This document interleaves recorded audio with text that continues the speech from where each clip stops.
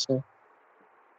So force and loss of motion. Okay, तो last chapter में हम लोगों ने पढ़ा था, लास्ट चैप्टर में मेनली क्या पढ़ा था, अगर एक ऑब्जेक्ट एक स्ट्रेट लाइन या फिर एक स्ट्रेट पाथ में ट्रेवल कर रहा है या फिर मूव कर रहा है, तब उसके मोशन को हम लोगों ने किस किस टर्म्स पे मतलब एक्सप्लेन किया था, किस किस टर्म्स पे एक्सप्लेन करने की कोशिश किया था, based on different aspects such as the position, that is the distance and displacement, velocity था, एक्सेलरेशन था, है कि नहीं। पहले हम लोगों ने क्या पढ़ा था, पहले पढ़ा था हम लोगों ने डिस्टेंस पढ़ा था, उसके बाद स्पीड पढ़ा था, उसके बाद डिस्प्लेसमेंट पढ़ा था, उसके बाद वेलोसिटी पढ़ा था, उसके बाद एक्सेलरेशन पढ़ा था, है कि नहीं।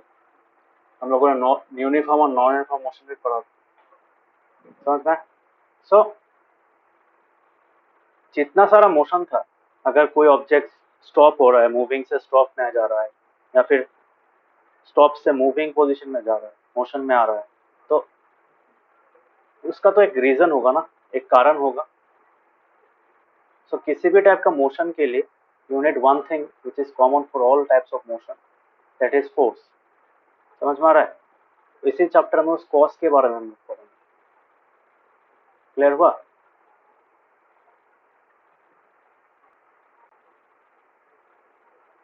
हाँ। सो Sir. Yes, sir. Yes, sir.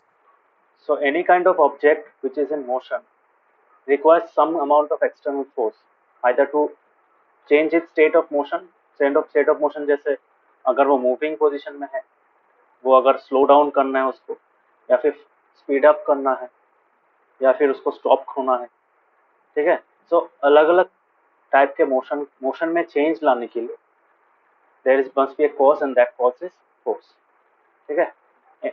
All kinds of forces produce acceleration. So acceleration अगर हुआ तो तभी समझ में आ जाएगा कि उसमें उसका वेलोसिटी या फिर कुछ चेंज आ रहा है उसमें। सो जब फोर्स पता नहीं था, जब पहले साइंटिस्ट लोगों को क्या क्या होता था, वो लोग बता नहीं पाते थे कि इसका रीजन क्या है, because at that time force was not discovered. मतलब फोर्स था, फोर्स तो एकदम जब यूनिवर्स स्टार्ट हुआ तब से फोर्स है, but force as a concept was not known to man. So इसके कारण क्या हुआ, people could not give justifications to what is happening around them. जैसे एक बॉल तुम ग्राउंड में फेंक रहे हो तो वो क्या कर रहा है, बाउंस कर रहा है कि नहीं। जैसे तुम्हारा कुछ किसी चीज को धक्का दे रहे हो तुम, फिर भी मूव नहीं कर रहा है, तो what were the these are some of the observations that were not properly unexplained. Philosophers लोग उसको एक्सप्लेन नहीं कर पा रहे थे, ठीक है। मतलब it cost many philosophers and scientist to think कि ये क्यों हो रहा है। समझ में आ रहा है। बहुत लोगों ने सजेस्ट किया था कि वो एक नेचुरल स्टेट होता है, जैसे तुम बॉल को अगर ऐसे ही फेंक दोगे तो क्या होगा, बाउंस करेगा, बाउंस करके करके क्या होगा, वो फिर से रेस्ट में आ जाएगा, है कि नहीं। So philosophers suggested that it may be the natural state. Natural state मतलब जिस स्टेट में वो नेचुरली है उसी स्टेट में फिर से वापस आने का कोशिश करेगा। समझ में आ रहा है। So that was the concept of force at that time, कि अगर कोई ऑब्जेक्ट मूव कर रहा है या फिर वाइब्रेट कर रहा है या फिर कोई टाइप का मोशन दिखा रहा है, वो अल्टीमेटली अपने ओरिजिनल स्टेट में चला जाएगा, which is nothing but the state of rest. समझ में। बिकॉज वो लोग एक्सप्लेन नहीं कर पा रहे थे, because they did not properly understood what is happening. समझ में आया सबको। हाँ। Yes, sir. Yes, sir. So this is why मतलब बहुत सालों तक ऐसे ही चला, ऐसे ही लोगों ने क्या किया, ऐसे ही साइंटिस्ट और फिलोसोफर्स लोगों ने क्या किया, they used to justify motion, the cause of motion in this way. But इस बिलीफ को चेंज किया when Galileo Galilei and Isaac Newton develop an entirely different approach to understanding motion. मतलब उन लोगों ने एक अलग अप्रोच से मोशन को स्टडी करने की कोशिश की। नॉट लाइक सेइंग दे वो नेचुरल स्टेट में है इसलिए वो ऐसा ही रहेगा, वो वापस उसमें चला आएगा। That is not the a proper way. That was not the proper way. That is why these two scientists, Galileo Galilei and Isaac Newton सुना सुना है ना, इन लोगों का नाम पहले सुना है? हाँ sir. They are very famous scientist. हाँ। हाँ सर। नवोदीप सुना है? No sir. दोनों में से किसी का भी नाम नहीं सुना है? न्यूटन का तो नाम सुना है ऑब्वियसली। हाँ सर, न्यूटन का तो सुना है। हाँ वही न्यूटन, जो फोर्स का जो यूनिट होता है वही, that is Newton. So that unit is named after Isaac Newton. ठीक है, वो पता है ना वो जो फेमस डिस्कवरी कैसे किया था, डिस्कवर फोर्स को? Sir Apple. Apple, yes, Apple falling on his head, yes that was the thing. He discovered gravity. और ग्रेविटी मतलब वो ग्रेविटी के बारे में रिसर्च करते करते फोर्स केम आउट। ठीक है, force, the concept yes for sir. Force was discovered. So इसी मतलब तो हम लोग इस चैप्टर में Isaac Newton, mainly Isaac Newton का जो अप्रोच था उसको पढ़ेंगे कि how can we explain the cause of motion in terms of force. ठीक है, जैसे हम लोग कुछ कुछ चीज हम लोग डेली लाइफ में करते हैं कि एक ड्रॉयर को पुल किया, ड्रॉयर को ऐसे लगाया, या फिर किसी चीज को पुश किया वो चल रहा है कि नहीं? गेट खोला वो पुश किया वो इट स्टार्टेड मूविंग। ठीक है, बॉल को फेंका तो क्या हो गया, वो दूर चला गया। तो these are some of the things that we see in day to day life. ठीक है, मतलब at every point in our life we apply some one form of the other, मतलब फोर्स फोर्स एक फॉर्म में use करते हैं कि नहीं? Force is being used in one form और द अदर। ठीक है, समझ में आ रहा है? डेली लाइफ में हम लोग एवरी सेकंड किसी ना किसी तरह फोर्स को यूज करते हैं। Why? Because there are many reasons. It may be for changing the shape of something, it may be to move something. ठीक है, move something away from us, move something closer to us. ठीक है, तो अलग अलग तरीके से हम लोग फोर्स को यूज करते हैं। It may B, it can be considered also, जैसे हम लोग अगर खाना खा रहे तो तब क्या करते हैं? We eat it with our hands. ठीक है, सो हाथ से खा के उसके बाद चबाते हैं उसको, तो चबाने के बाद क्या होता है? We push push the food, है कि नहीं? So these are some of the actions that we use in our daily every on an everyday basis. So what happens, इसके कारण क्या होता है? The motion of the object, या फिर जो शेप ऑफ द ऑब्जेक्ट वो क्या हो जाता है? चेंज हो जाता है। क्यों? उस फोर्स के कारण, है कि नहीं? समझ में आ रहा है जो पढ़ा रहा हूँ? हाँ। Yes sir. Yes sir. Yes sir. So किसी भी चीज, स्टेशनरी चीज को, तो हम लोग तो मोशन के बारे में बात कर रहे हैं, तो we are only mostly concern about the movement of the object. ठीक है, कि आप एक ऑब्जेक्ट एक स्पीड से जा रहा है उसको स्लो डाउन किया, एक ऑब्जेक्ट तुम्हारा रेस्ट में था वो उसको हम लोगों ने मूविंग स्टेट में ले आया। So these are some of the different ways in which motion can be induced in an object. So motion क्या होगा? मोशन तो ऑब्वियसली मूविंग मूवमेंट को मोशन बोला जाता है। सो एक स्टेशनरी ऑब्जेक्ट को मोशन में लाना और उसको फिर से तुम एक मूविंग ऑब्जेक्ट को स्टॉप करना, these are two instances, simple instances of motion. ठीक है, सो इसके लिए क्या चाहिए? कोई भी चीज अगर मूव कर रहे हो तो if you have to stop, for even एक कार अगर मूव कर रहा है, एक कार अगर मूव कर रहा है तो क्या होगा? उसको बंद करने के लिए, स्टॉप स्टॉप में लाने के लिए, इसको रेस्ट में लाने के लिए क्या करना पड़ता है? We have to apply brakes, है कि नहीं? लास्ट लास्ट चैप्टर में पढ़ा था हम लोगों ने। ब्रेक्स जब दबाते हैं तब क्या होता है? When we press the brakes on the of the car, what happens? The car slows down. ठीक है, और ज्यादा देर तक अगर दबा के रखे तो क्या हो जाएगा? It will come to rest. समझ में? सो हम लोग जो ब्रेक अप्लाई कर रहे हैं, that is nothing but it is applying a force in the opposite direction of motion, है कि नहीं? जिस डायरेक्शन में जा रहा था गाड़ी, उसके ऑपोजिट डायरेक्शन में वो फोर्स अप्लाई हो रहा है कि नहीं?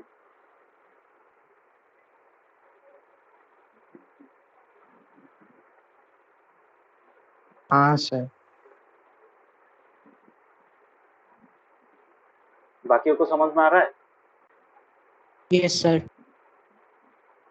जो ब्रेकिंग फोर्स होता है वो क्या होता है? ब्रेकिंग फोर्स ऑपोजिट डायरेक्शन में एक्ट करता है, ठीक है? तो since the braking force acts on the opposite direction, so we can say that it negates, मतलब वो क्या करता है, वो ऑपोजिट डायरेक्शन में काम करता है। दैट इज वाई कार अगर सीधा डायरेक्शन में जा रहा है तो वो ब्रेकिंग फोर्स ऑपोजिट डायरेक्शन में जाएगा एंड दस दे कैंसिल ईच अदर आउट, ठीक है? कैंसिल करने के बाद क्या होगा? नेट फोर्स हो जाएगा तुम्हारा बॉडी में 0। उसके लिए अल्टीमेटली वो कार ही बंद हो जाएगा। समझ में आया? सो इसी चीज को हम लोग जो पुश यूज करते हैं या फिर किसी चीज को हिट करते हैं या फिर किसी चीज को पुल करते हैं, and that brings a more is change in the motion, state of motion of the in the object, we call it as force, ठीक है? सो फोर्स क्या क्या हो सकता है? Force can be applied on an object by activities such as pushing, hitting, pulling, ठीक है? समझ में आया? ये सब चीज करने से क्या होता है? the objects can be brought to motion, ठीक है? सो इस चैप्टर में हम जो पहला चीज पढ़ेंगे that is cause of motion, ठीक है?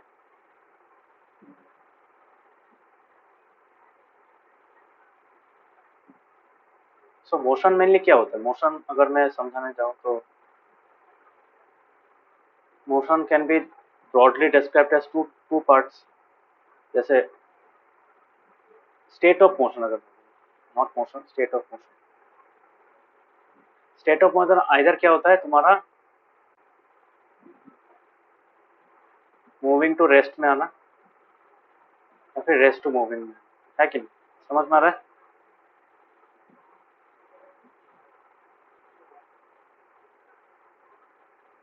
क्लियर हुआ ये? हाँ हाँ सर। तो दोनों के लिए फोर्स चाहिए, इसके लिए भी फोर्स चाहिए होगा, इसके लिए भी फोर्स चाहिए होगा। क्यों? बिकॉज अगर कोई चीज मूव कर रहा है, जो ब्रेक का एग्जांपल दिया वो पहला कैटेगरी में आ रहा है obviously। और किसी चीज को अगर तुम जैसे गाड़ी को स्टार्ट किया तब क्या होगा? तुम्हारा इंजन चलेगा, इंजन से एक फोर्स निकलेगा, तो फोर्स व्हील्स को घुमाएगा, वो व्हील्स को घुमा के क्या करेगा? पूरा कार को मोशन में ले आएगा, ठीक है? Suppose we have a football and we kick it, तो किक करने के बाद क्या होगा? किक से क्या हो रहा है? Ultimately that ball is getting and that ball a certain amount of force is exerted on the ball, that is why it moves, ठीक है?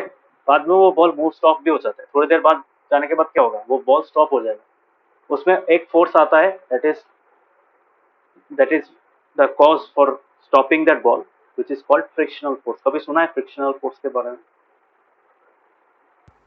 हाँ हाँ सर। अगर फ्रिक्शनल फोर्स ना होता तो क्या होता?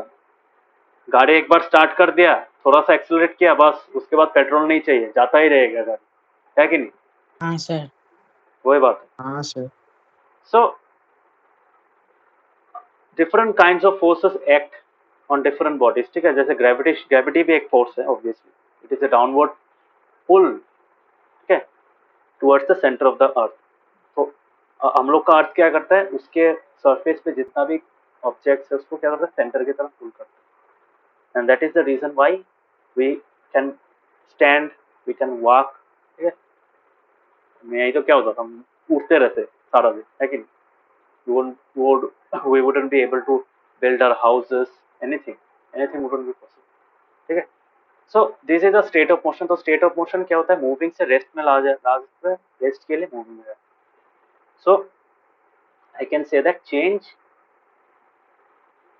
इन the state of motion, points में लिखा, change in the state of motion requires what? Requires external push or pull, है कि नहीं?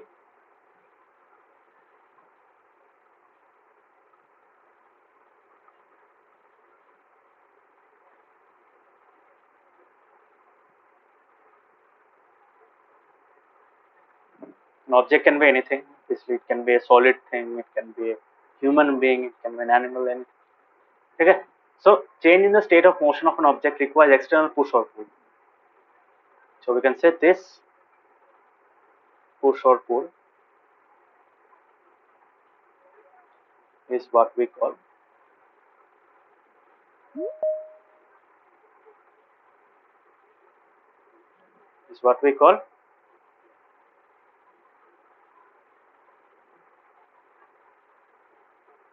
समझ में आया सबको?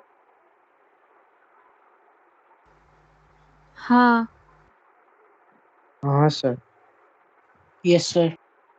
तो cause of motion is force, simple साधारण भाषा में ये चीज का रीजन क्या है, ये है। Okay, so this is the cause of motion. समझ में आया? नेक्स्ट आगे क्या पढ़ेंगे? नेक्स्ट पढ़ेंगे तुम्हारा इसी चीज में, जैसे तो पुश और पुल के बारे में हम लोगों ने बात किया। So that tries to move the object और स्टॉप द ऑब्जेक्ट। तो फोर्स में क्या होता है, तो लास्ट तुम्हारा क्लास 7, 6, 7 में 8 में तुम लोगों ने जो पढ़ा है, तो फोर्स क्या होता है, फोर्स में दो पार्ट होता है। Force is a vector quantity, ठीक है। तो अभी हम लोग फोर्स के बारे में बात करेंगे। Force can be a vector quantity, can be ना, द वो एक वेक्टर क्वांटिटी होता है। तो we study about force. Okay, so force क्या होता है?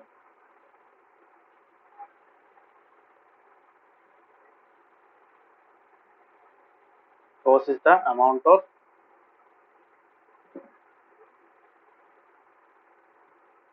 push or pull exerted on an object. Okay, simple definition. So force is a vector quantity.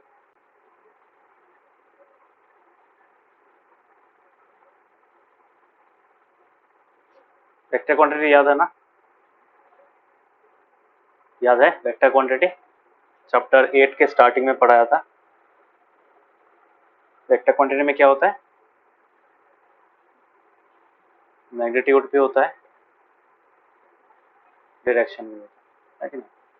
And in force direction plays a very important role, ठीक है।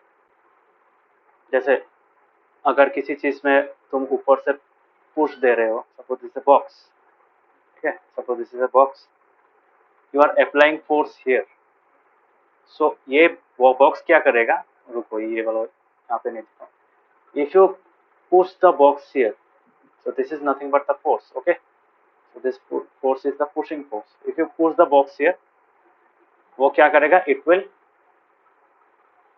this will be the direction of motion, है कि नहीं? समझ में आ रहा है? बट अगर इसी बॉक्स में तुमने डायरेक्शन यहाँ पे, तो वो धीरे धीरे क्या हो जाएगा, यहाँ पे चला जाएगा, है कि नहीं? This will be the position of the box,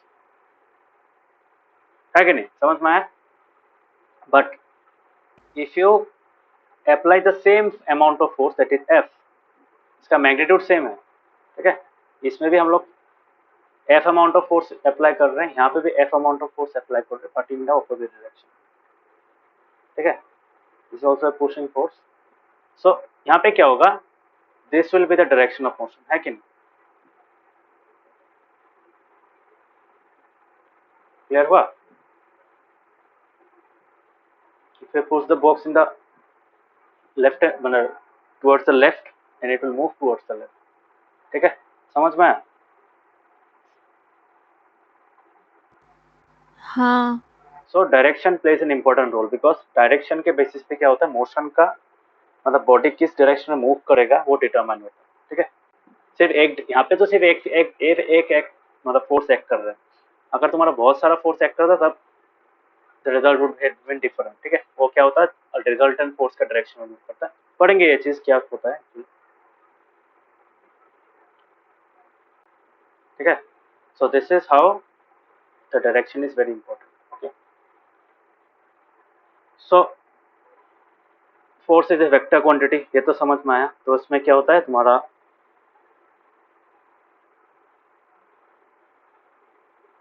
force क्या करता है, यूजुअली फोर्स तुम्हारा वेलोसिटी का डायरेक्शन चेंज करने देता है। एक चीज में वेलोसिटी ला भी सकता है, वेलोसिटी घटा सकता है, वेलोसिटी बढ़ा सकता है, वेलोसिटी को सेम रख सकता है। सो फोर्स वेलोसिटी को चेंज कर सकता है, तो वेक्टर क्वांटिटी होना पड़ेगा, ठीक है। सो वेक्टर क्वांटिटी अगर नहीं हुआ तो क्या होगा, अगर सिर्फ मैग्नीट्यूड देंगे तो कैसे होगा, नहीं काम करेगा ना। सोचो एक गाड़ी जा रहा है, सीधा जा रहा है, तुम उसको क्या कर रहे हो, सिर्फ एक ही डायरेक्शन से फोर्स दे रहे हो। सो गाड़ी के आगे की तरफ से फोर्स देने से तुम्हारा अलग टाइप का मोशन होगा, वो स्लो डाउन हो जाएगा। बट गाड़ी के पीछे से अगर धक्का दोगे, आगे से धक्का दोगे तो क्या होगा, वो स्लो डाउन करेगा, क्योंकि वो डायरेक्शन ऑफ मोशन के अगेंस्ट है। और उसको पीछे से धक्का दोगे तो क्या होगा, वो दैट मींस स्पीड अप, है कि नहीं, समझ में आ रहा है। हाँ सो क्यों स्पीड अप होगा, because direction of motion is directly, मतलब वो तो डायरेक्टली मतलब को सेम होता है, ठीक है। तो पीछे से धक्का दे रहे हो तो वो सेम होगा, तो सेम होने के कारण क्या होगा, the resultant force will add up and it will speed up, the car will speed up, ठीक है। बट सेम केस तुम्हारा ऑपोजिट डायरेक्शन से देने से नहीं होगा।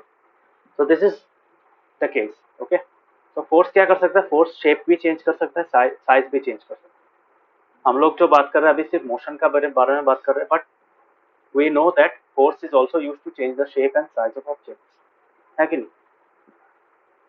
किचन में देखा है ना, आटा जब रोटी बनाता है क्या क्या करते हैं, आटे का जो डो होता है उसको क्या करते हैं, उसको बेलन से क्या करते हैं, फ्लैटन करते हैं, है कि नहीं।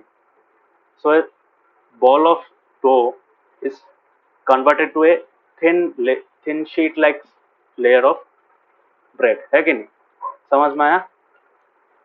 सो वहां पे तुम्हारा शेप और साइज चेंज हो रहा है।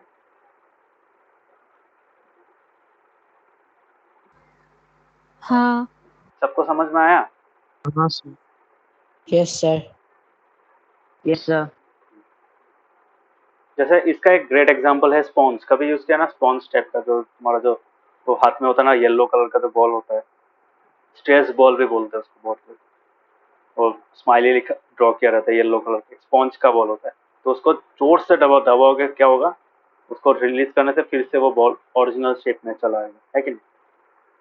तो हम लोगों ने जब स्क्वीज किया था, दैट चेंज इट्स शेप, है कि नहीं, उस ऑब्जेक्ट का शेप क्या होगा, चेंज हो गया था। बट हम लोगों ने जब हम लोग का फोर्स जब रिलीज कर दिया था, क्या होगा, वो फिर से अपने ओरिजिनल शेप में चला है, ठीक है। So this is an example where force can also change the shape and size of objects, not only the motion, shape and size भी change कर सकता है, ठीक है। so we can write this as well। so ये definition है।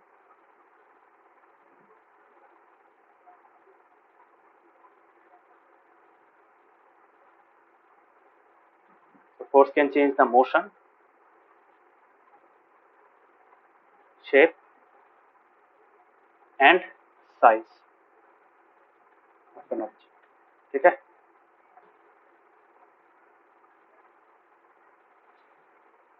समझ में आया। हाँ सर।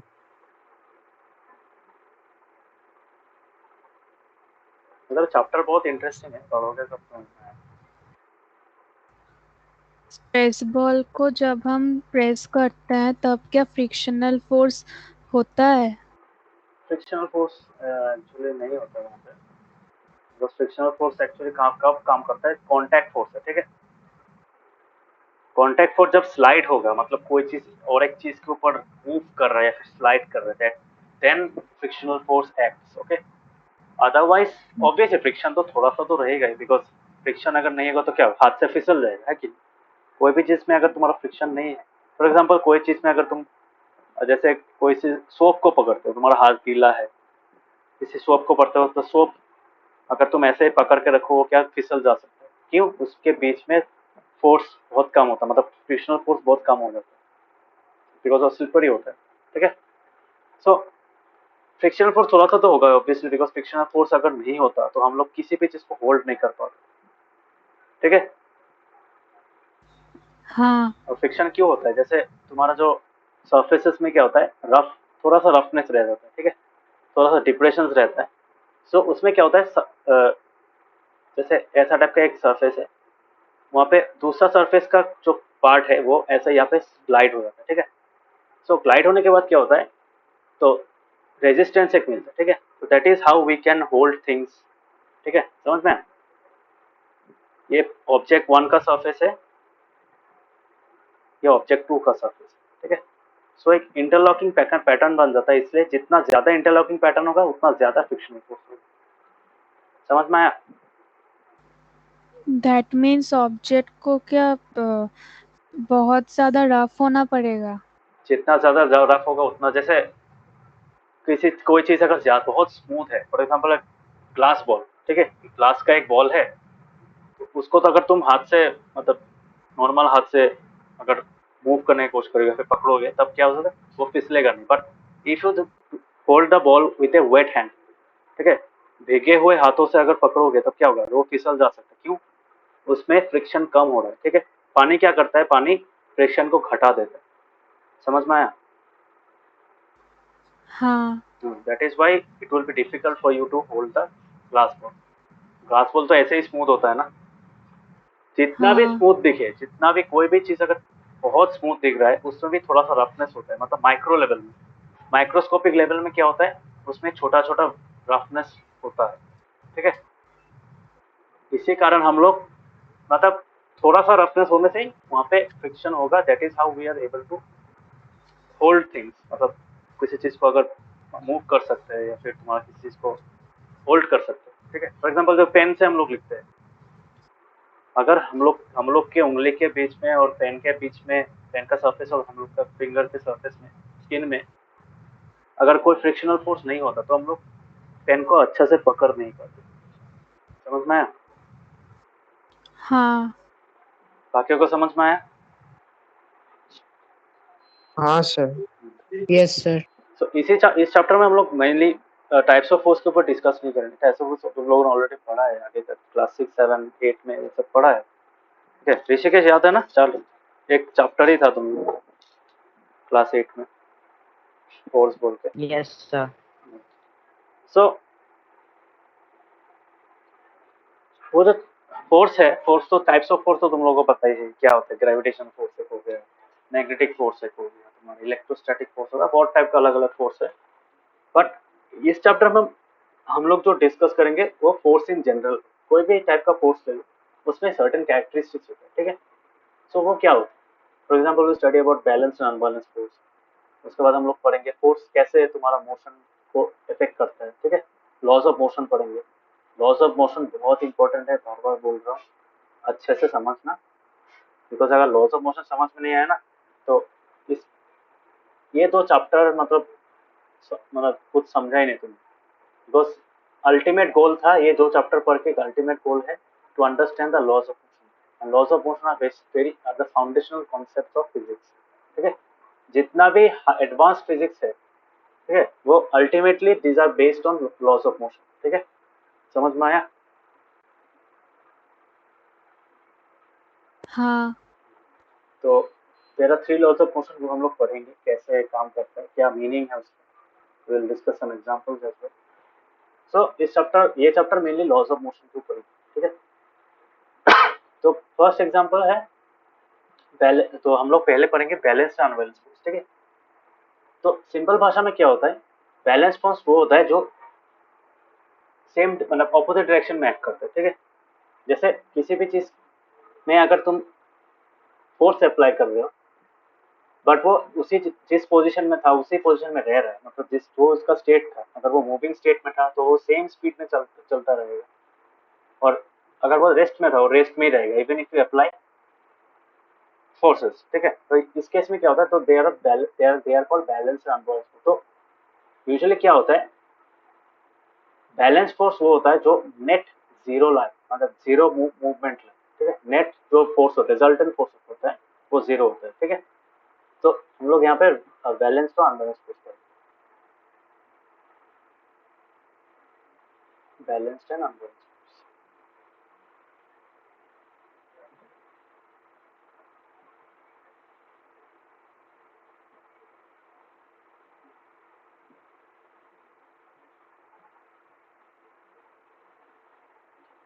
ये भी तुम लोगों ने पहले भी पढ़ा है, फिर से एक रिविजन टाइप का, जिन लोगों को याद नहीं है रिविजन टाइप, वो जिनको याद है ऑलरेडी तो take it as a revision. So यहाँ पे देखो, इस डायग्राम में देखो, दो अलग अलग टाइप का फोर्स एक्ट कर रहे हैं। One is in this direction and one is in the other direction, ठीक है। The force x is acting on the right hand side towards the right hand. It is pulling the block on towards the right hand side, and the force Y is pulling the block on the block of wood on the left hand side, ठीक है। तो left hand side और right hand side जो है, these are opposite directions. That means these are same forces, same amount of, इसका देखना amount same है, ठीक है। ये जो लाइन है देख रहे हैं ना, लाइन, ये जो थ्रेड है। So suppose you are pulling on the x direction on the using the same force, and also someone else is pulling the block on the left hand side using the same amount of force. So now the magnitude same. क्या same है? Amount of force same है. But are these two forces same? No, these two forces are not same. We cannot say that these two forces are same because इन लोगों का direction समझ में आ रहा है? So we call them as opposite forces. Clear हुआ सबको? हाँ Yes, sir. हाँ सर, यस सर। सो यहाँ पे अगर तुम सेम डायरेक्शन से कोई सोचो, किसी ने एक्स एंड पकड़ा थ्रेड का और तुम्हारा सर्टेन अमाउंट ऑफ फोर्स से पुल कर रहे हैं। सिमिलरली और एक आदमी ने क्या किया, वहां पे वाई डायरेक्शन में, वाई जो एंड है, वाई थ्रेड का जो वाई एंड है, तो वाई एंड से क्या किया, सेम अमाउंट से जो एक्स एंड में जो इतना फोर्स अप्लाई हो रहा है, वाई एंड में भी सेम अमाउंट ऑफ फोर्स से पुल कर रहे हैं। ब्लॉक मूव करेगा क्या? What do you think? Will the block change its position? नहीं। Topic, what do you think? Sir, can you repeat से अपना voice दोबारा करो हमेशा? मैं बोल रहा हूँ, अगर एक्स एंड को पकड़ के, मतलब इस एंड को पकड़ के अगर कोई किसी ने अगर एक सर्टेन अमाउंट ऑफ फोर्स से उसको पुल कर रहे हैं, और सिमिलरली वाई एंड में भी किसी और ने एक सेम अमाउंट ऑफ फोर्स से इसको पुल किया, ठीक है, ब्लॉक ऑफ वुड को, तो ब्लॉक ऑफ वुड में क्या तुम्हारा मूवमेंट आएगा क्या? No, sir. क्यों नहीं आएगा? Because this two forces are balanced each other out, ठीक है। That is why they are called balance forces, ठीक है। व्हाई? बिकॉज देखो, बैलेंस फोर्सेस होने के लिए पहला तुम्हारा इंपॉर्टेंट चीज है, डायरेक्शन मस्ट बी ऑपोजिट, ठीक है। बैलेंस फॉर्म में क्या होता है, डायरेक्शन मस्ट बी ऑपोजिट, मतलब इन दिस केस ऑपोजिट है, कभी कभार नहीं भी हो सकता, मतलब नेट फोर्स जो होता है, नेट फोर्स 0 हो जाता है बैलेंस फोर्स के कारण, और उस बॉडी में कोई भी उसका स्टेट चेंज नहीं होता है, मतलब उसका मोशन का स्टेट चेंज नहीं होता, मतलब वो अगर रेस्ट में है रेस्ट में ही रहेगा, अगर वो मोशन में है, मूवमेंट में है, मूवमेंट कर रहा है, तो मूवमेंट में ही वो सेम मूवमेंट होता रहेगा, मतलब उस बॉडी में कोई इफेक्ट नहीं करेगा, ठीक है। समझ में? So I will explain different scenarios in which balance force, तो बैलेंस फोर्स सिर्फ ऐसा ही नहीं होता कि ऑपोजिट हो गया बैलेंस हो गया, ऐसा नहीं, अलग अलग डायरेक्शन से एक्ट करने के बाद भी अगर तुम्हारा मतलब जितना सारा फोर्सेस है वो बॉडी में अगर नेट फोर्स 0 दे रहे हैं, तो that can also be called as balance force, ठीक है। सो ये केस बहुत सिंपल है। यहाँ पे क्या है, राइट हैंड साइड में जो फोर्स पुलिंग फोर्स है दैट इज इक्वल टू, उसका मैग्नीट्यूड जो है वो equal to the pulling force on the left hand side, ठीक है। राइट हैंड साइड का pulling force left hand side का पुलिंग फोर्स से मैग्नीट्यूड में सेम है बट डायरेक्शन में अलग है, इसलिए net force applied on the object is 0। क्यों 0? सोचो यहाँ पे 5 न्यूटन से फोर्स अप्लाई हो रहा है, ठीक है। फोर्स का यूनिट क्या होता है, न्यूटन्स होता है। सो 5 न्यूटन फोर्स तुम एक्स एंड में दे रहे हो, पुल कर रहे हो 5 न्यूटन फोर्स से, वाई एंड में भी 5 न्यूटन फोर्स से पुल कर रहे हो, दैट इज हाउ। तो अगर हम लोग लेफ्ट हैंड साइड को +5 लिखेंगे, सो राइट हैंड साइड वाला फोर्स को क्या करना पड़ेगा, we have to right -5x, और -5x में -5 न्यूटन लिखा, ठीक है, समझ में आ रहा है। सो बैलेंस फोर्स को एक बार देख लेते हैं। तो सेम एग्जांपल, यहाँ पे एक बॉक्स है, इसको हम लोगों ने पुल किया 5 न्यूटन फोर्स, ठीक है, it is in this direction, और सेम फोर्स को यहाँ, सेम बॉक्स को पुल किया यहाँ पे with the same amount 5 newton. Now tell me what if I consider this as 5 newton. 5 newton is nothing but the magnitude, है कि नहीं, बट 5 न्यूटन क्या है, अमाउंट ऑफ फोर्स, है कि नहीं, फोर्स का जो न्यूमेरिकल वैल्यू है वो, समझ में आ रहा है। Yes sir. हाँ ऋषिकेश, नवदीप, समझ में आ रहा है। हाँ सर। Yes sir. सो ये जो फोर्स है, ये फोर्स क्या है, तुम्हारा अमाउंट है, मतलब इसको जितना जोर से पुल किया जा रहा है इसी को भी उतना ही जोर से पुल किया जा रहा है इस direction. But if I consider this as +5, this will be -5। Why? Because इन दोनों का डायरेक्शन अलग है। Because I am considering this direction as positive, so the opposite direction will be negative, है कि नहीं, जैसे हम लोगों ने मोशन में पढ़ा था। Okay, so if I have to, तो इस बॉडी में मोशन कब चेंज होगा, मतलब भाई ये बॉडी बॉक्स अगर मूवमेंट में था तो मूवमेंट में ही रहेगा, अगर रेस्ट में था तो रेस्ट में ही रहेगा। कब होगा? जब उसमें नेट फोर्स, क्या बोलते हैं उसको, नेट फोर्स। सो इसका नेट फोर्स कितना हो रहा है, net force on the box कितना, कैसे कैसे निकालेंगे, just by adding the forces on the object, ठीक है। Net force on the box equals to +5 + -5, ठीक है। दोनों फोर्स को हमने क्या किया, ऐड कर दिया। ऐड करने के बाद क्या होगा, द फोर्स इज 0 है, 0 न्यूटन। समझ में आया,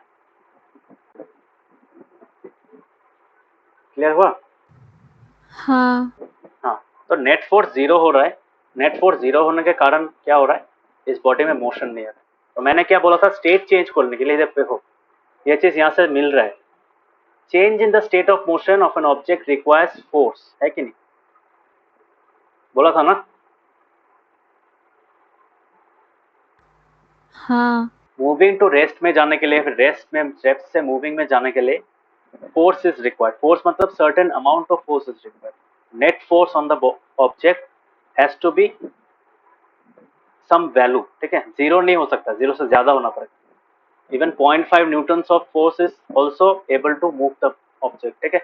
उसको मतलब स्लो भी कर सकता है, उसको फास्ट भी कर सकता है, मूवमेंट में भी ला सकता है। So that is why you can say since the net force on the box is 0, इसके लिए उसका जो स्टेट है, मोशन का जो स्टेट है वो चेंज नहीं होगा। ओके, समझ में आया। Yes sir. हाँ यस सर। सो अभी Yes, मुझे sir. बताओ, यहाँ पे एक चीज है तुम्हारा, सिर्फ ऐसा ऑपोजिट फोर्स नहीं होगा। ऑपोजिट फोर्स बहुत तरीके से होता है। जैसे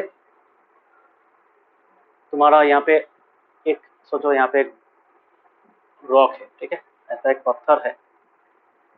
सो पत्थर को तुमने क्या किया, वो पत्थर एक तुम हाथ से मतलब पकड़ रहे हो, ठीक है। So if you are holding it with hand, हाथ दुखता है कि नहीं, बोलो। एक पत्थर का अगर हाथ पर थोड़ा सा भारी वाला पत्थर अगर हाथ से पकड़ के रखोगे थोड़े टाइम के लिए, हाथ दुखने लगेगा, है कि नहीं। हाँ सर। हाँ नवदीप, दुखेगा।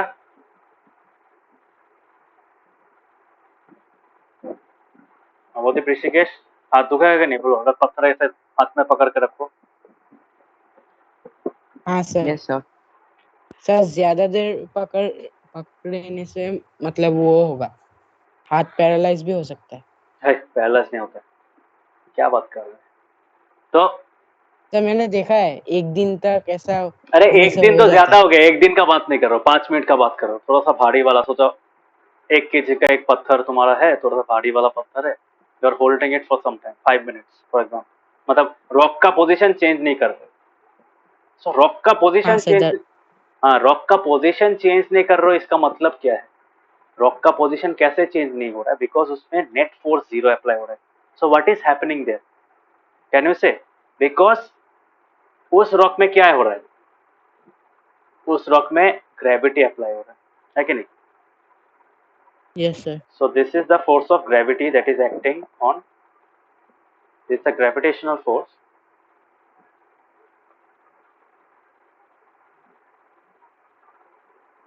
So रॉक में क्या हो रहा है? एक्टिंग डाउनवर्ड्स, है कि नहीं?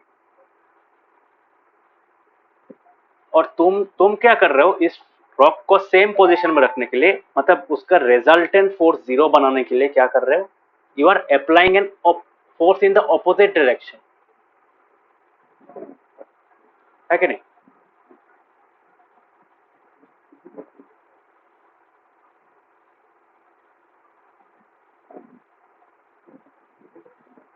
फोर्स कैसे लिखते हैं? Force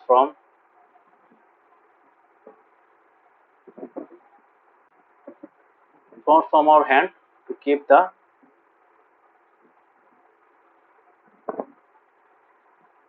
position of the stone same. समझ में आया?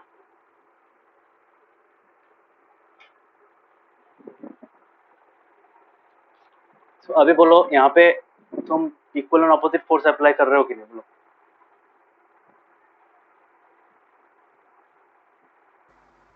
हाँ। सो यहाँ पे सोचो तुम्हारा फोर्स है, तुम्हारा फॉर एग्जांपल अगर 1 kg होगा, तो यहाँ पे 10 न्यूटन फोर्स अप्लाई कर रहे हो, ठीक है? यहाँ पे ग्रेविटी क्या कर रहा है? इसके ऊपर 10 न्यूटन फोर्स अप्लाई कर रहा है. ये 10 कैसे निकाला मैं बोलूंगा बाद में. सो ये अगर पॉजिटिव 10 है तो ये क्या करना है? We have to apply -10. That means we have to constantly supply force of -10 on the rock to keep the position of the rock intact. समझ में आया? हाँ। तो कभी भी अगर देख रहे हो कि कोई भी चीज अगर मूव नहीं हो रहा है, तो उसमें एक ऑपोजिट फोर्स, मतलब 2 टाइप का फोर्स एक्ट करता है, ठीक है? जैसे एक स्लैंटेड सरफेस है, ठीक है? These are some examples. Okay, तो ये सोचो, ये this for example 1, this is example 2,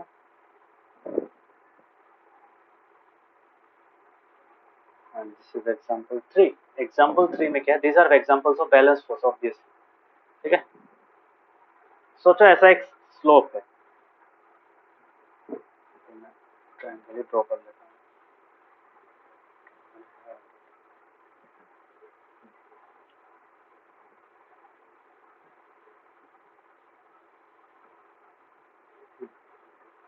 so suppose this is a triangle, okay?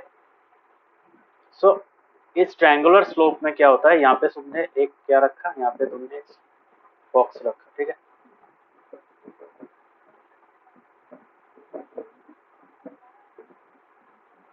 अभी मुझे बताओ, अगर ये बॉक्स स्लाइड नहीं करेगा, if the box is not sliding,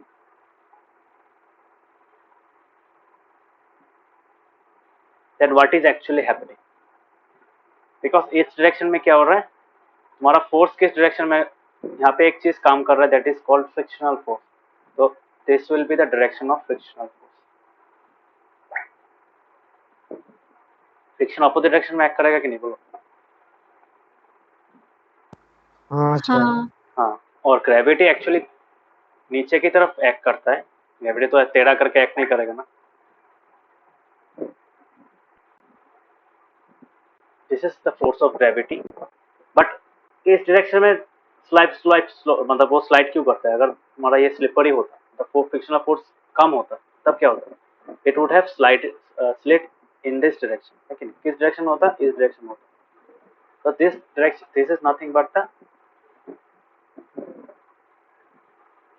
slope component of gravity.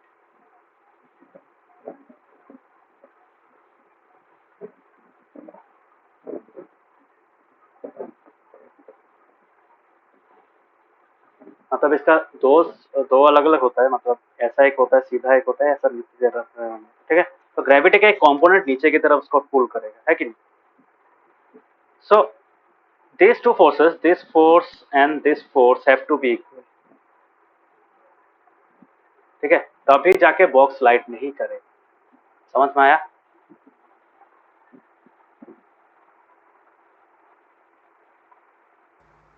हाँ।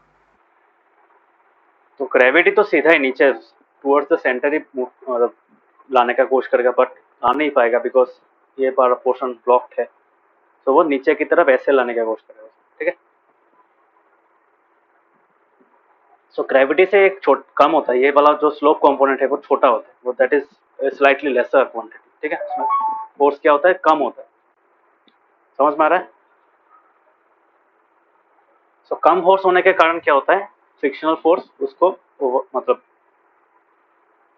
frictional force can become equal to that slope component and thus stop the box from sliding। ठीक है, देखा है ना, जब भी पहाड़ों में उठते हैं, गाड़ी वाड़े में उठते हैं, तो गाड़ी से देखना कभी कभार ब्रेक भी लगा देते तो गाड़ी गिर नहीं जाता है कि नहीं? जैसे तुम थोड़ा सा पहाड़ का एरिया में अगर गाड़ी को पार्क करोगे, क्या कैसे पार्क करोगे? उसमें हैंड ब्रेक लगा के रख दोगे, है कि नहीं?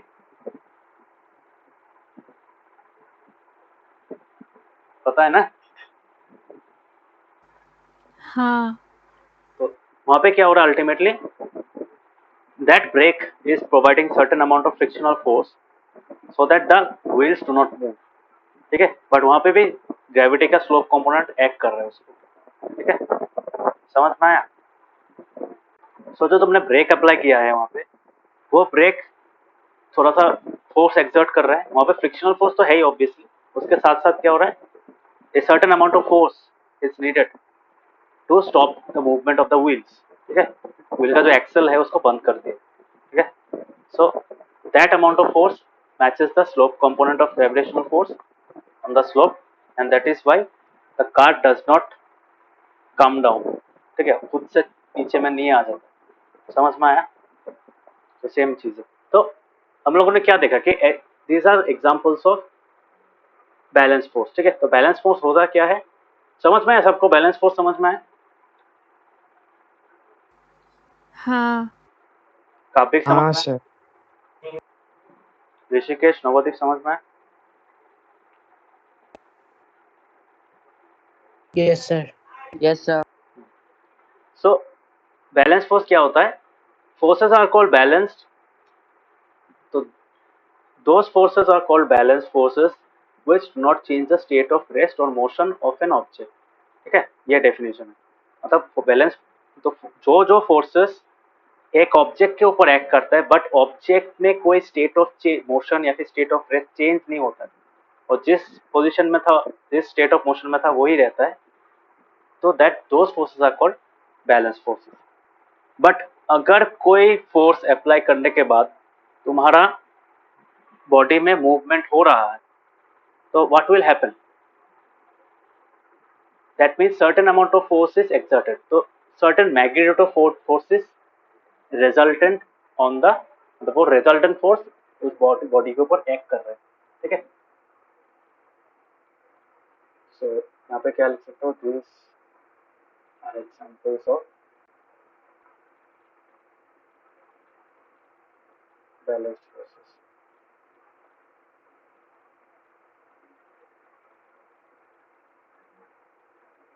सो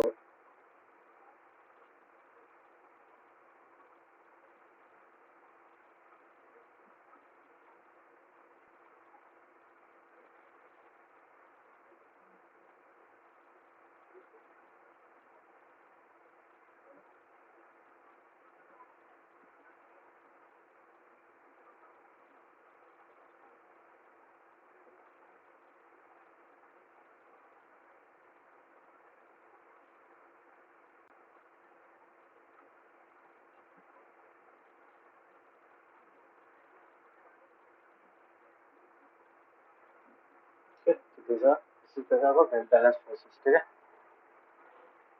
सो अभी हम लोग पढ़ेंगे अनबैलेंस फोर्सेस के बारे में। अनबैलेंस फोर्सेस क्या होता है, पर देखना है यहाँ पे। सोचो तुम एक बॉक्स को, ये तो एक बड़ा वाला बॉक्स है, It's a big block of wood. It's a block of wood. Blocks में क्या बार-बार blocks? It's a block of wood. ठीक है? इस block of wood को तुमने push किया है, धक्का दिया. Okay? So suppose you are pushing it with 10 Newton of force.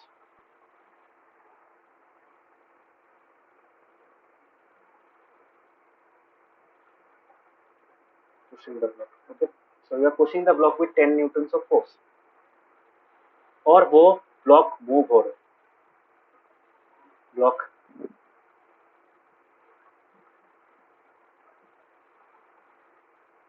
और यहाँ तक आया आ गया. ठीक है? तो यहाँ पे क्या सिर्फ एक तुम्हारा फोर्स से एक्ट हो रहा है क्या यहाँ पे?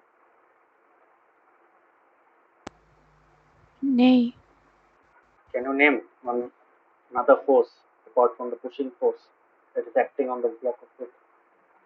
Actually, there are two different forces other than the push of the block. बोल सकते हो क्या? कोई बोल सकते हो? Frictional force. Yes, frictional force. But frictional force को हम लोगों का जो ये amount है, this amount of force was able to overcome the frictional force. That is why the block has moved. ठीक है? So ये वाला जो forces हो तो यहाँ पे frictional force act कर रहा है. Frictional force obviously surface में act करता है. तो यहाँ पे एक frictional force का component मिलेगा. ठीक है? So frictional force will act on the opposite direction. So the frictional force का value है so it is 3 Newton. So horizontal direction में so हम लोग क्या बोल सकते हैं कि net force on the horizontal direction.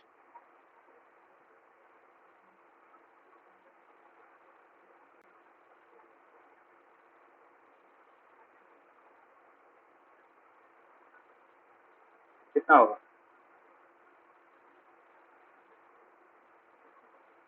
so, अगर हम लोग इसको प्लस बताते हैं तो इसको क्या करना पड़ेगा? टू से दिस इज माइनस. तो एक को पॉजिटिव पकड़ेंगे तो दूसरा वाला क्या हो जाएगा? नेगेटिव हो जाएगा. So if it is plus 10 then that has to be minus, है कि नहीं? सो कितना आ रहा है हम लोग का आंसर? कितना है? 7 Newton. That means the block of wood was able to move in the horizontal direction with a 7 Newton force. But इसके अलावा that force has to overcome, the pushing force has to overcome another force, that is the horizontal component of the gravitational force. समझ में आ रहा है? So यहाँ पे जो हम लोग लास्ट टाइम पढ़ा था कि यहाँ पे जो डायरेक्शन है जीरो है. जीरो में तो कोई वैल्यू नहीं होता ना. Zero is neither positive nor negative. But यहाँ पे देखो द फाइनल साइन, यहाँ पे फाइनल साइन क्या निकला? प्लस निकला, है कि नहीं? समझ में आ रहा है?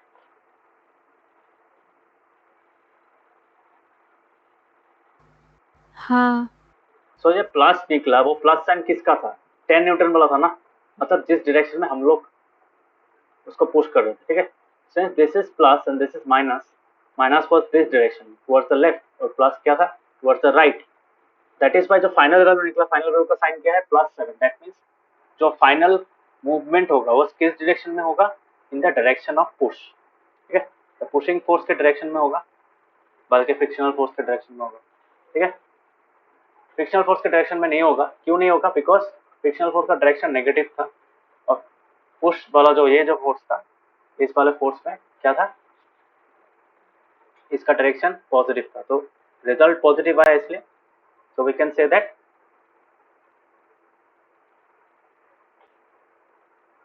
so इससे हम लोगों को क्या मिला? So this can be said as the block of wood will move in the direction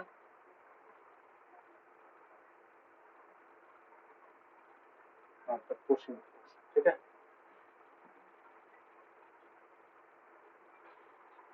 समझ में आया? क्लियर हुआ? हाँ. टॉपिक क्लियर हुआ?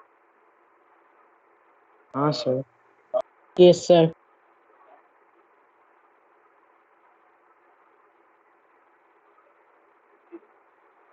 बट एक्चुअली में क्या होता है? एक्चुअली में सिर्फ 7 न्यूटन फोर्स Sir. से बॉक्स. हाँ हुआ सर -3 न्यूटन तो सर कत पाले? ये देखो हाँ डायरेक्शन फ्रिक्शनल फोर्स डायरेक्शन, इसको हम लोग पॉजिटिव डायरेक्शन ले रहे हैं, इसको नेगेटिव, इसको अगर हम लोग नेगेटिव लेते तब क्या होता? It would have been -10 newton plus 3 newton, है कि नहीं? सो हम लोग का हाँ रिजल्ट सर क्या निकलता? हम लोग का रिजल्ट निकलता -7 न्यूटन, बिकॉज माइनस डायरेक्शन में मूव करता है कि नहीं? सो साइन मैटर करता है।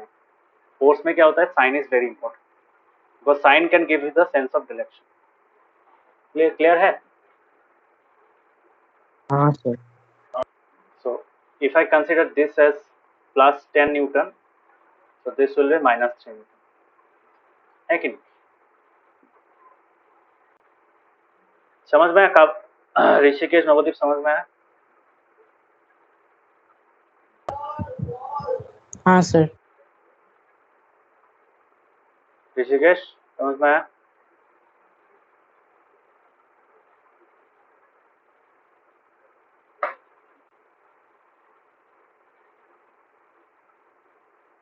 ऋषिकेश समझ में आया?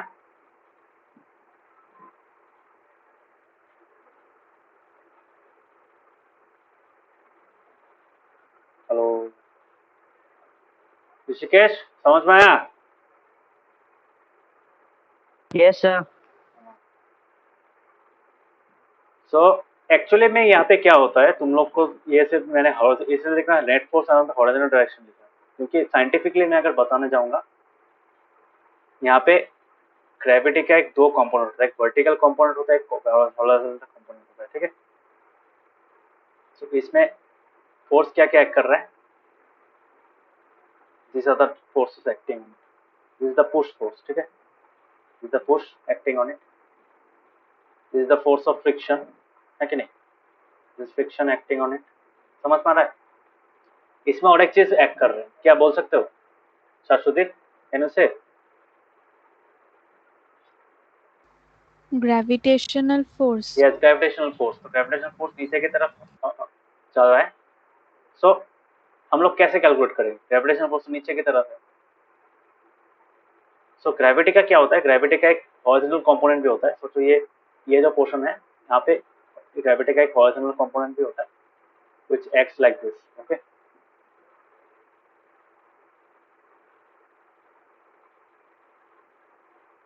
तुम लोगों ने ट्रिगोनोमेट्री नहीं पढ़ा है, बट ट्रिगोनोमेट्री से इसको पता चलता है। तो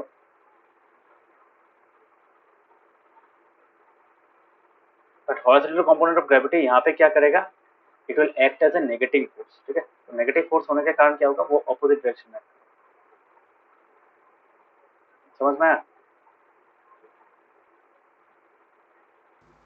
हाँ।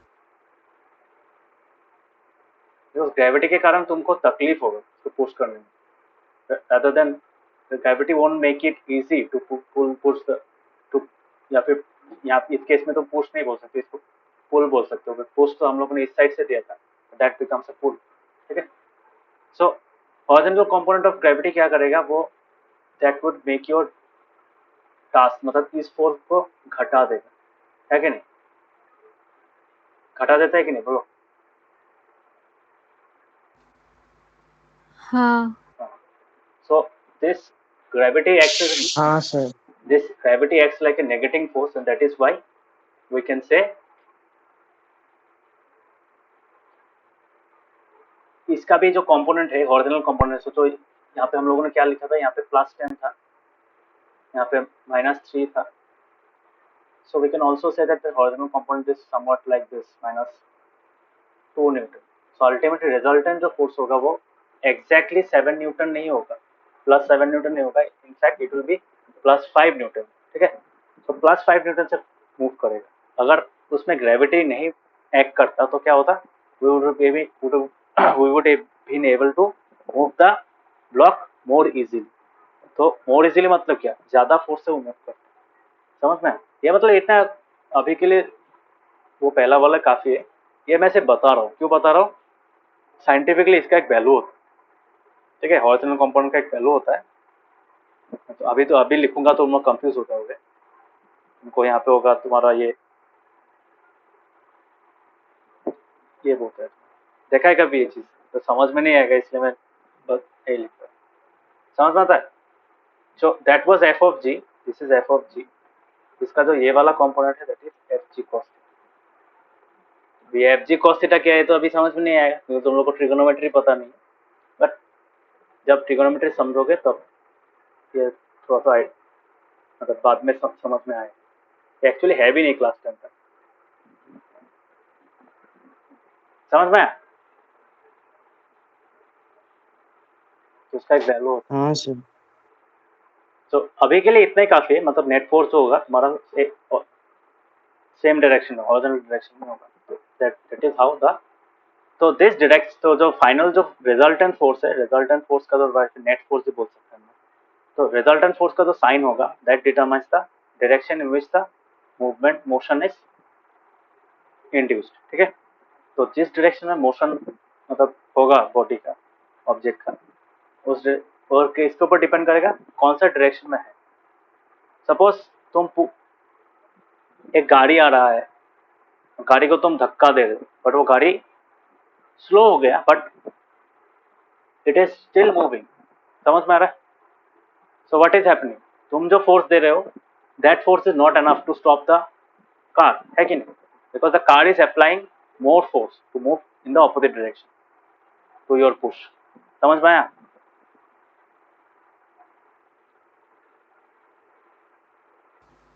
हाँ।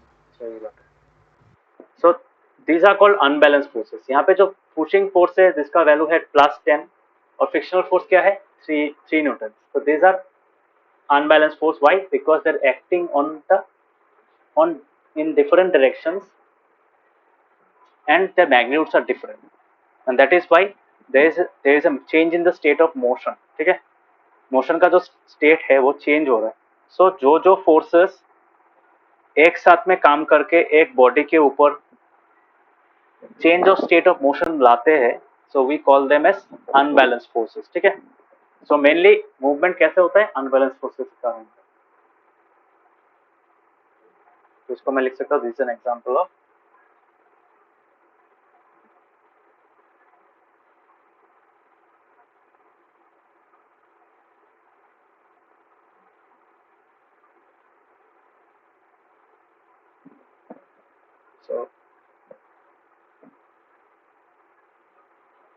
तो हम लोग क्या बोल सकते हैं here,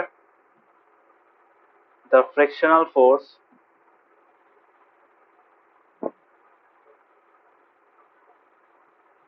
and the pushing force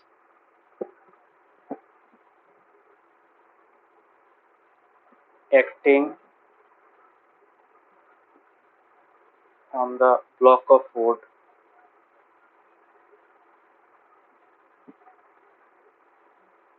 have different magnitudes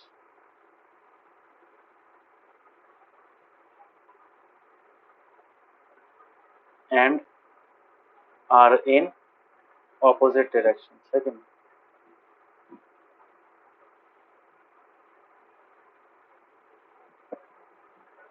ठीक है, सो अल्टीमेटली हम लोग अनबैलेंस फोर्स का डेफिनेशन कैसे लिख सकते हैं, unbalance force are those forces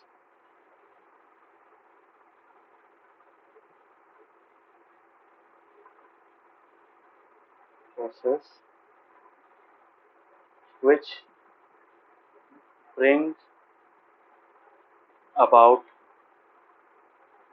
a change in the state of motion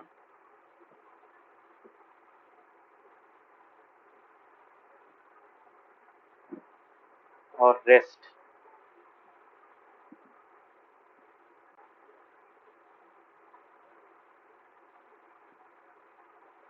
of an object। समझ में आया? तो स्टेट ऑफ मोशन तुम्हारा चेंज कैसे हो सकता है, जैसे तुम्हारा अगर एक गाड़ी 50 किलोमीटर पर आवर से जा रहा है, वो स्लो हो गया तुम्हारा 40 किलोमीटर पर आवर होगी, उसका स्पीड चेंज हो गया कि नहीं, तो that is also state of change in state of motion. समझ में आ रहा है? Because it has slowed down. तो slowing down, speeding up, these are all examples of state change of state of motion. समझ में आया?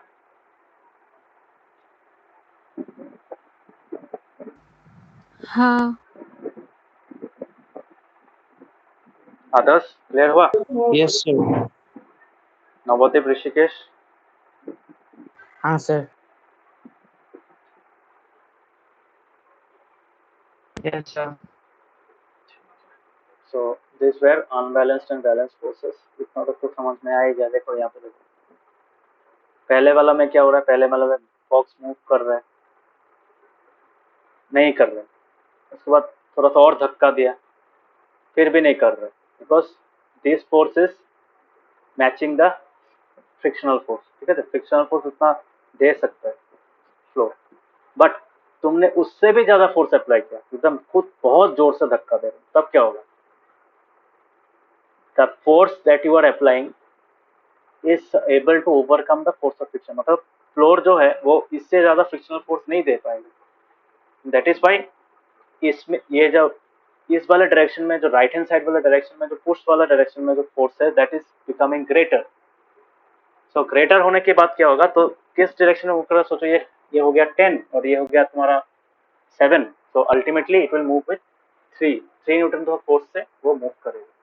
समझ में आया?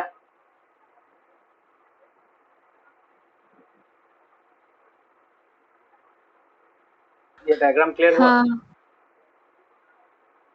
मतलब फ्रिक्शनल फोर्स बढ़ सकता है। हाँ sir. if you apply more amount of force, frictional force can increase, but frictional force can increase up to a certain extent। ठीक है, तुमने 5 न्यूटन फोर्स अप्लाई किया, फ्रिक्शनल फोर्स भी 5 न्यूटन फोर्स हो रहा है। तुमने 7 न्यूटन फोर्स अप्लाई किया, फ्रिक्शनल फोर्स भी 7 हो रहा है, बट जब तुमने 8 न्यूटन फोर्स अप्लाई कर दिया ना, सोचो फ्लोर जो है, जो सरफेस है कॉन्टैक्ट, जो बॉक्स का सरफेस और फ्लोर का सरफेस है कॉन्टैक्ट में, that can not have more than 7 Newton of frictional force. तब क्या होगा, वो बॉक्स धीरे धीरे मूव करना स्टार्ट करेगा। And as you keep on increasing the force, pushing force, the box will move faster. समझ में आया?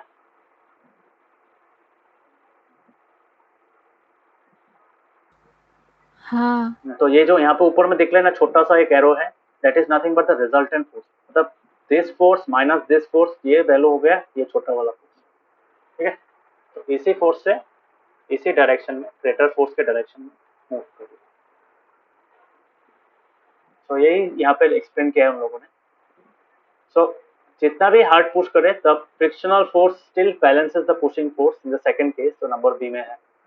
बट नंबर सी में क्या हो रहा है, if the children push the box harder, still the pushing force become bigger than the friction force, so तब जाके वो unbalanced force होगा। otherwise A और B में क्या है, these are balanced force, pushing force and frictional force are balanced here। यहाँ पे भी pushing force and frictional force are balanced। यहाँ पे pushing force और frictional force balanced नहीं है। क्यों balanced नहीं है? क्योंकि इन लोगों का मैग्नीट्यूड ज्यादा है, मतलब अलग है। इसका मैग्नीट्यूड ज्यादा हो गया है, इसका मैग्नीट्यूड वो जैसा था बी में वैसा ही। समझ में? सो बैलेंस्ड अनबैलेंस्ड, बैलेंस होने के कारण इसमें मूवमेंट नहीं आया। यहाँ पे जब अनबैलेंस्ड हो गया तब मूवमेंट आना स्टार्ट हो गया। समझ में आया?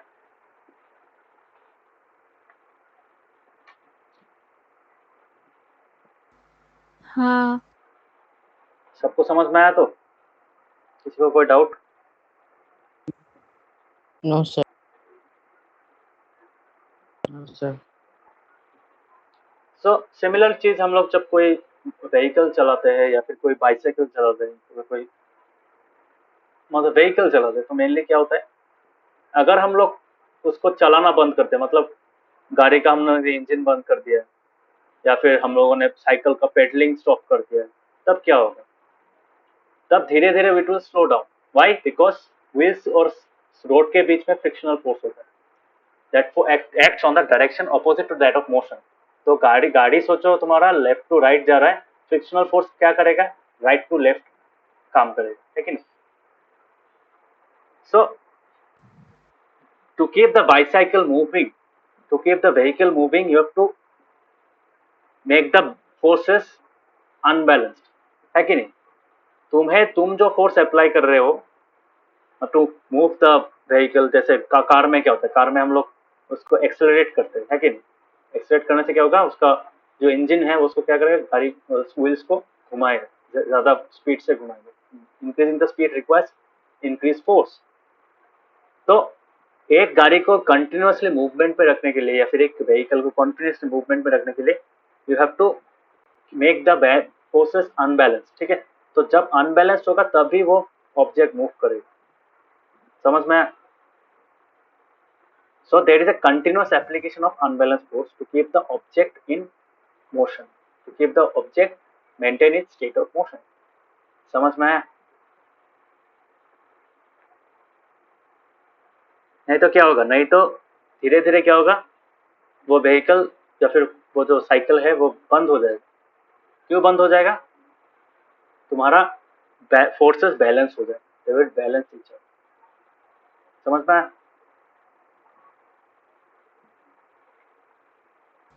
हाँ। Yes sir.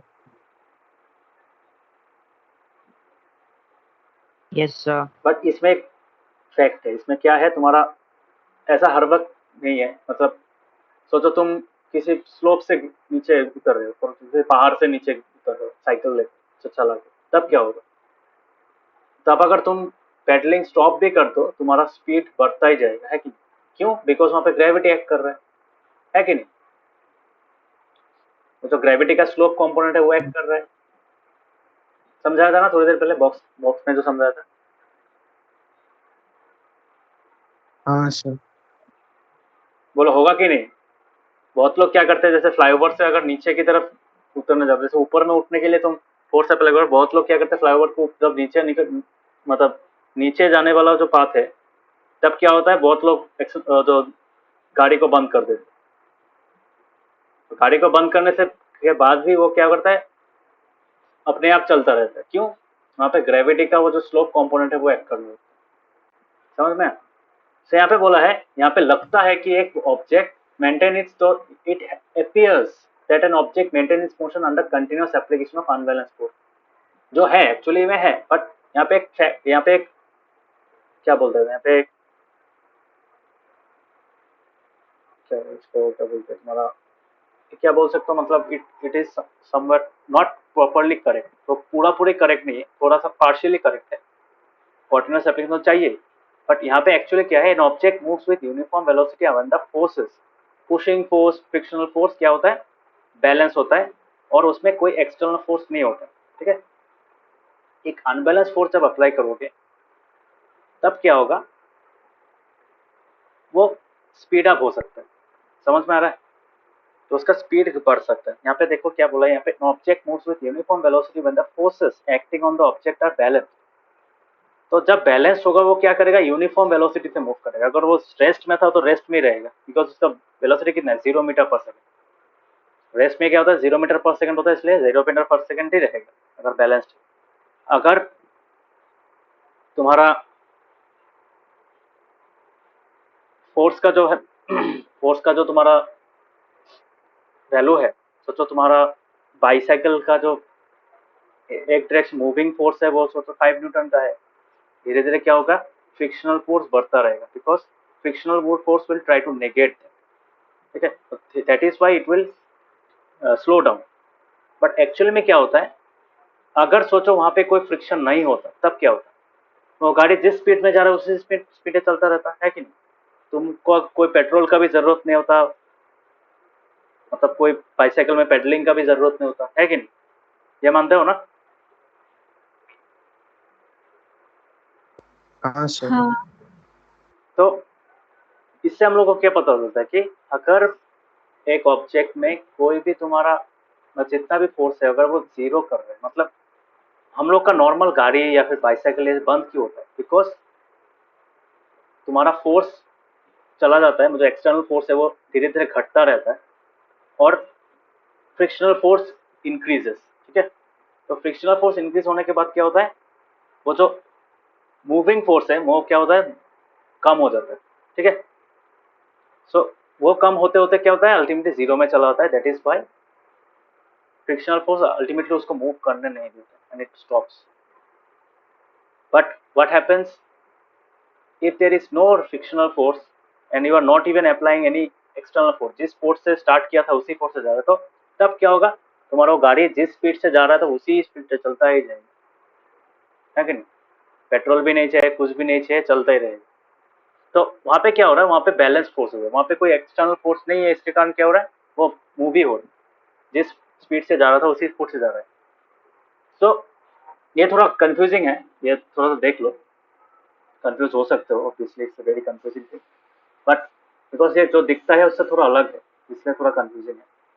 सो यहाँ पे देखो, यहाँ पे क्या बोला, if an unbalance force is applied on the object there will be a change either in speed और in the direction of motion. इससे हम लोगों को क्या पता चला कि अनबैलेंस फोर्स अगर होगा, चेंज होगा कि नहीं बोलो, बिकॉज एन ऑब्जेक्ट अगर सोचो किसी चीज से, किसी एक सर्टेन अमाउंट ऑफ स्पीड से जा रहा है, उसको तुमको स्पीड अप करना है, तब क्या करेंगे, जैसे एक साइकिल को तुम नॉर्मल स्पीड से चला रहे हो, उसको अगर स्पीड अप करना है तब क्या करते हैं, वही increase the amount of pedalling, है कि नहीं, हम ज्यादा पेडल करते हैं, तो ज्यादा पेडल करने से क्या होगा, more force is applied in the direction of motion, जिस डायरेक्शन में वो साइकिल मूव कर रहा है उस डायरेक्शन में ज्यादा फोर्स अप्लाई होगा, है कि नहीं, and that will overcome the frictional force more.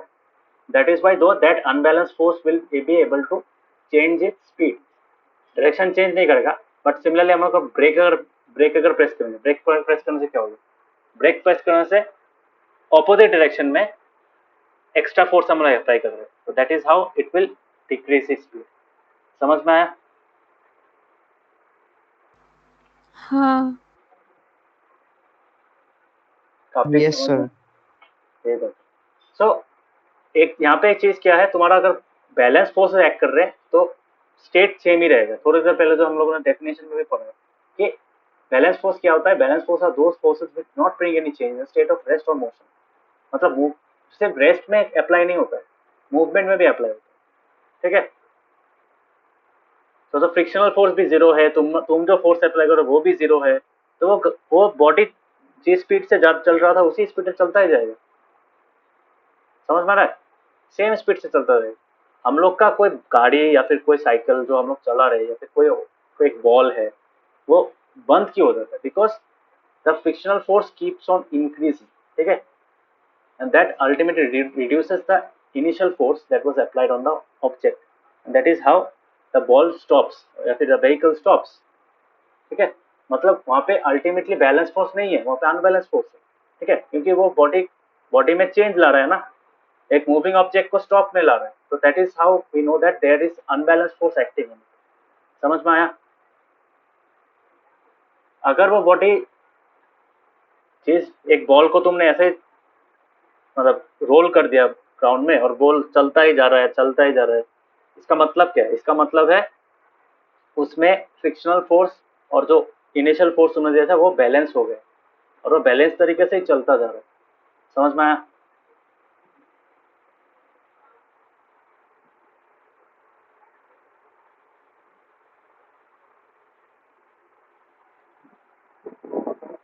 Clear हुआ कि नहीं बोलो? हाँ। Yes sir. तो याद रखना कि कोई भी अगर बॉडी में मूवमेंट हो रहा है, कोई भी एक बॉडी का स्टेट चेंज हो रहा है, तो that is not under the action of balance force, but that is under the action of unbalance. Unbalance force होने के कारण ही मोशन में चेंज आएगा, ठीक है। उसका स्पीड चेंज हो सकता है, डायरेक्शन चेंज हो सकता है, उसका वेलोसिटी 100 से 0 आ सकता है, मतलब वो स्टॉप हो सकता है, वो मूवमेंट उसका 0 से सर्टेन अमाउंट ऑफ वेलोसिटी आ सकते हैं उसमें। समझ में आया? So all those things require unbalanced forces acting to be acted on the object, not balance force. Balance जब तक रहेगा तब तक वो बॉडी में कोई चेंज नहीं आएगा। क्लियर हुआ? हाँ। तो यहाँ पे ये पार्ट हाँ, पढ़ना, ये पार्ट अंडरलाइन कर लो, ये बहुत इंपॉर्टेंट पार्ट है। ये वाला अंडरलाइन में नहीं, यहाँ पे मार्क कर लो, एक ब्रैकेट दे दो, हाँ, ये वाला पार्ट।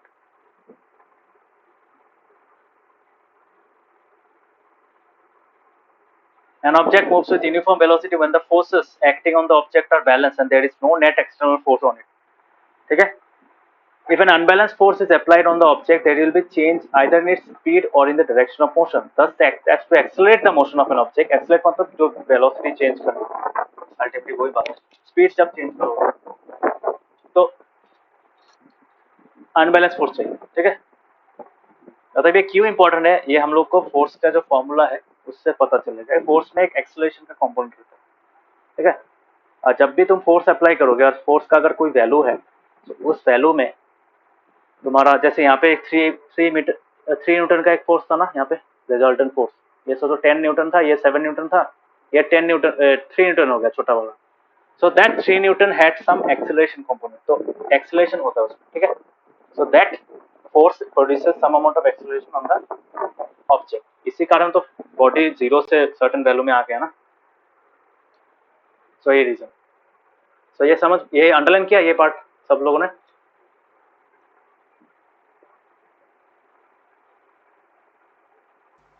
हाँ।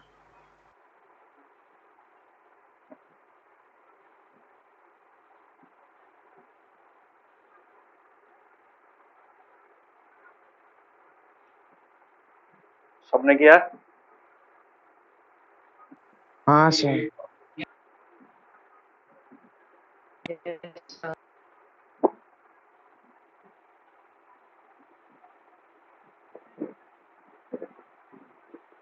सो नेक्स्ट तुम्हारा यहाँ पे और एक चीज बोला है कि इफ द फोर्स, ये जो अनबैलेंस फोर्स है, अगर तुम कंप्लीटली हटा देते हो तब क्या होगा। तो जिस स्पीड से वो जो स्पीड लास्ट अटेन किया था ना ऑब्जेक्ट में, वो क्या करेगा, उसी स्पीड से चलता जाएगा। समझ में ये चीज। So if the unbalance force is remove, ठीक है, अनबैलेंस फोर्स मतलब ये जो अनबैलेंस फोर्स का जो कंपोनेंट है, नेट फोर्स का जो कंपोनेंट है, वो तुम हटा दे दो तो क्या होगा, जिस स्पीड से वो लास्ट चल रहा था उसी स्पीड से वो चलता रहेगा। समझ में? तो ये डेफिनेशन है। तो ये पार्ट अल्टीमेटली, ये पार्ट पे अंडरलाइन कर सकते हो, ये पार्ट इम्पोर्टेंट, ठीक है। So starting from here till here, ये पार्ट बहुत इंपॉर्टेंट है, ये देखना, ठीक है। सो बैलेंस फोर्स जब तक रहेगा तब तक उसमें कोई चेंज नहीं आएगा। उसमें जब अनबैलेंस फोर्स का एक कंपोनेंट आ जाएगा मूविंग ऑब्जेक्ट में, तब जाके उसका मोशन चेंज हो सकता है। वो मूवमेंट से रेस्ट में आ सकता है, रेस्ट से मूवमेंट में आ सकता है, मूवमेंट में स्पीड चेंज हो सकता है, डायरेक्शन चेंज हो सकता है। समझ में आया? सिंपल भाषा में क्या करेगा, एक्सेलरेट करेगा। एक्सेलरेट मतलब चेंज इन वेलोसिटी, है कि नहीं। एक्सेलरेशन का मतलब क्या है, हम लोगों ने लास्ट चैप्टर में पढ़ा था, acceleration means change in velocity. Okay, so इसी चीज को हम लोग क्या लिख सकते हैं, यहाँ पे लिख सकते हैं एकदम ब्लॉक्स में लिख सकते हैं।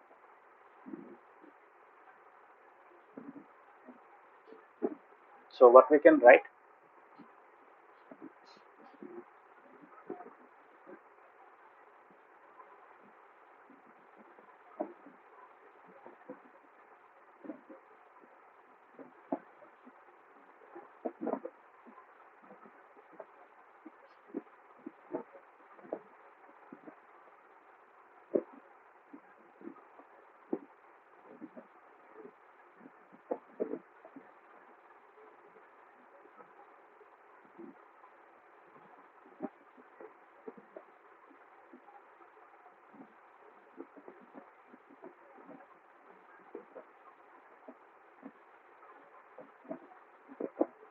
समझ में आया?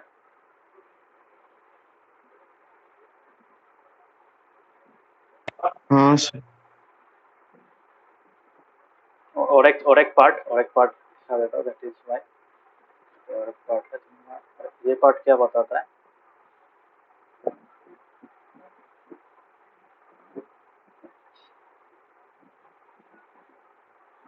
any object that shows change in its state of motion is subjected to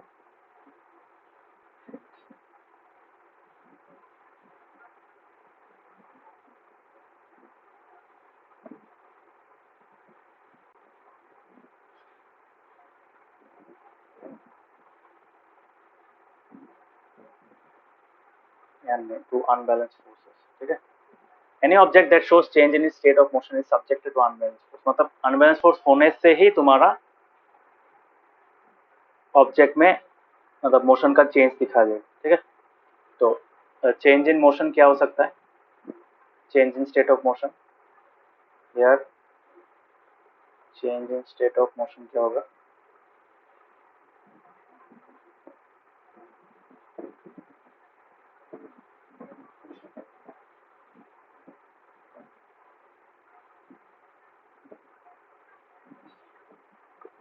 Change in the state of motion can be change in velocity or speed, change in direction.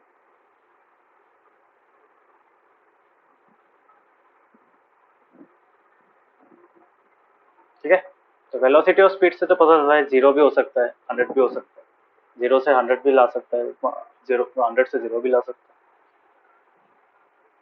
समझ में?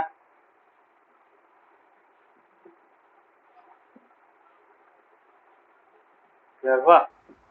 हाँ. हाँ सर. ऋषिकेश नवोदीप क्लियर हुआ? Yes sir.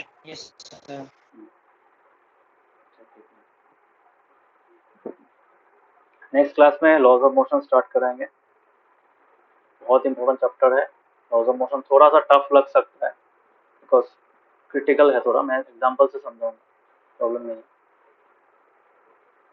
मतलब ये सब चीज पता है तुम लोगों को, these are day to day examples, but अभी तुम लोग इसको एक प्रॉपर फॉर्मेट में पढ़ो, कोई बता सकता. Otherwise these things are very simple. ठीक है, तो पहला वाला है इनर्शिया. अभी तो तुम बोलोगे इनर्शिया क्या है. इनर्शिया जब मैं समझाऊंगा तब बोलोगे हाँ ये तो पता ही था. ये इतना दिन तक तुम लोगों को नाम पता नहीं था, अभी तुम लोग को नाम भी पता चल गया. वही है. Otherwise this things are not so tough. ठीक है, समझ में आया?